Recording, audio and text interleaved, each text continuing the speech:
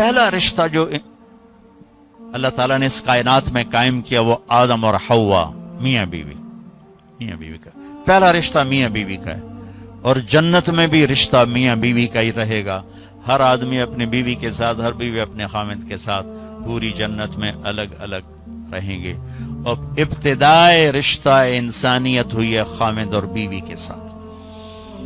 آدم علیہ السلام کو پہلے پیدا کیا، ایک پیغام دیا کہ کائنات کا نظام مرد کے گرد گھومے گا، عورت کے گرد نہیں۔ مرد الرجال قوامون علی النساء کا مطلب ہے کہ کائناتی نظام اللہ نے مردوں کے سپرد کیا ہے، اس کو چلائیں گے، یہ چل، عورت اس کی معاون بنے گی، مددگار بنے گی۔ اس لیے آدم علیہ السلام کو پہلے وجود بخشا، ان کا پتلا بنایا، وہ پڑا رہا، وہ خشک ہو گیا، پھر اس میں روح ڈالی، پھر ان کو کپڑے پہنائے، پھر ان کو جنت میں ڈالا۔ اللہ نے اسی طرح حوا کا پتلا بھی بنا دینا تھا، ساتھ ہی ایک گارے کی ڈھیری بنا دیتے تو حوا کا پتلا بھی۔ اب خیال فرمائیں کہ اللہ نے عورت کو پہلے دن سے بے پرد نہیں رکھا، پہلے دن سے بے پرد نہیں رکھا۔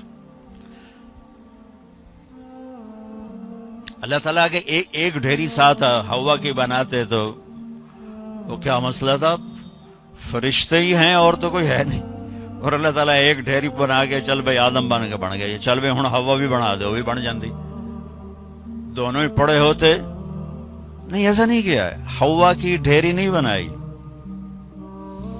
حوا کے پتلے کو بے پرد نہیں رکھا، آدم کو سلایا، آنکھ کھلی تو پہلو میں حوا کو بٹھایا ہوا تھا، پورے لباس، پوری زیب و زینت کے ساتھ۔ تو آدم علیہ السلام کہنے لگے یہ کون ہے؟ کہ یہ تیری بیوی ہے، تیری زندگی کی ساتھی۔ اور عجب بات بتا، جنت جیسی نعمت کے باوجود آدم علیہ السلام جنت میں اداس رہتے تھے۔ ماں جی آئی تو تھا اب بیدا دل لگا، نہیں تو جنت میں بھی اداس رہتے تھے۔ تو اللہ تعالیٰ نے نکاح پڑھایا، تو اللہ تعالیٰ نے کہا آدم بیگم کا مہر ادا کرو۔ تو یہ مہر پہلے دن سے ہے۔ مہر کیا چیز ہے؟ کسی کی بیٹی کی قیمت نہیں، وہ جو مالدار گھرانے کی بچی ہو یا کسی جھوپڑے کی بچی ہو، مہر کسی کی بیٹی کی قیمت نہیں ہوتا۔ تھوڑا رکھو یا ساری دنیا سونا بنا کے مہر بنا دو، ایک بال کی بھی قیمت نہیں۔ مہر ایک علامت ہے، ایک علامت ہے کہ آج کے بعد اس لڑکی کا خرچہ یہ لڑکا اٹھائے گا، جب تک وہ زندہ اور یہ نکاح قائم ہے، یہ خرچہ خامن قوامون علی النساء، گھر کا نظام مرد چلائے گا، عورت گھر میں بیٹھے گی، نسل کو تیار کرے گی، تربیت کرے گی، ایک خوبصورت نسل اگلی نسل کو دے کے دنیا سے جائے گی۔ بہت بڑی جاب ہے ہماری عورت کی۔ تو اللہ نے کہا مہر ادا کرو۔ کہا جی کیا ادا کروں؟ تو کتنا سونا چاندی تھا؟ تو اللہ تعالیٰ کہتا دا من سونا انہوں چاہ کے دے۔ تو میرے رب نے کہا آدم تیری نسل میں میرے محبوب آنے والے ہیں، ان پر ایک دفعہ درود پڑھ دے، یہ تیری بیگم کا مہر ہے۔ ابھی آپ کا تو تذکرہ ہی کوئی نہیں ہے سوائے اللہ کے، کسی کو نہیں پتا کہ میں کس کو بھیجنے والا ہوں اور کیا کرنے والا ہوں ان کے لیے، لیکن آدم علیہ السلام کو اشارہ کر دیا کہ تیری نسل میں میرا محبوب آئے گا، تو اس پہ ایک دفعہ درود پڑھ بھائی، یہ تیری بیگم کا مہر ہے۔ یہ انسانیت کا پہلا رشتہ ہے۔ والدین کے حقوق کے لیے چند آیات، اولاد کے حقوق کے لیے چند آیات، بہن بھائیوں کے حقوق کے لیے چند آیات ہیں، خامند بیوی کے لیے سینکڑوں آیات۔ پوری سورت اتری ہے، سورہ طلاق، پوری سورت، سورہ نساء، سورہ طلاق، سورہ مائدہ میں، سورہ بقرہ میں، سورہ آل عمران میں اللہ نے سینکڑوں آیات اتاری کہ یہ رشتہ باقی رہے، کیونکہ اس میں کمزوری ہے۔ اہمیت کے باوجود اس میں ایک کمزوری ہے کہ ایک بول پہ ٹوٹ جاتا، باقی رشتہ ٹوٹتا نہیں۔ میں اپنی ماں کا فرما بردار ہوں یا نافرمان ہوں، ماں بیٹے کا رشتہ نہیں ٹوٹتا۔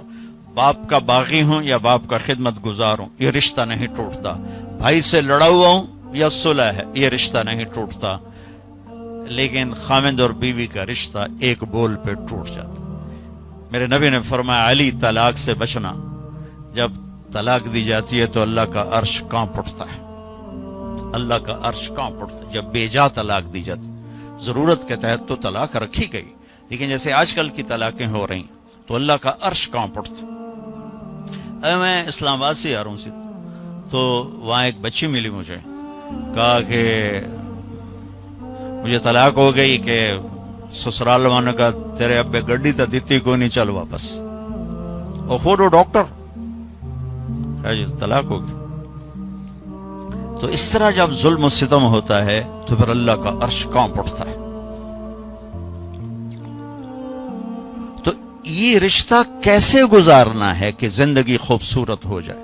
کیونکہ میری بات سن لیں غور سے، آپ مالدار لوگ بیٹھے ہیں، پیسے سے آپ زندگی کو خوبصورت نہیں بنا سکتے، گھر خوبصورت بنا سکتے ہیں، گاڑی خوبصورت لے سکتے ہیں، زیور خوبصورت خرید سکتے ہیں، زندگی کی خوبصورتی کا تعلق ان چیزوں سے نہیں ہے۔ زندگی کی خوبصورتی صرف میرے نبی کی غلامی میں ہے۔ نبی پاک صلی اللہ علیہ وسلم ایک پاکیزہ زندگی لے کر آئے، جو اس کے پیچھے چلے گا اس کی زندگی میں حسن آئے گا، جمال آئے گا، کمال آئے گا، باقی ویرانیوں کے سوا کچھ بھی نہیں۔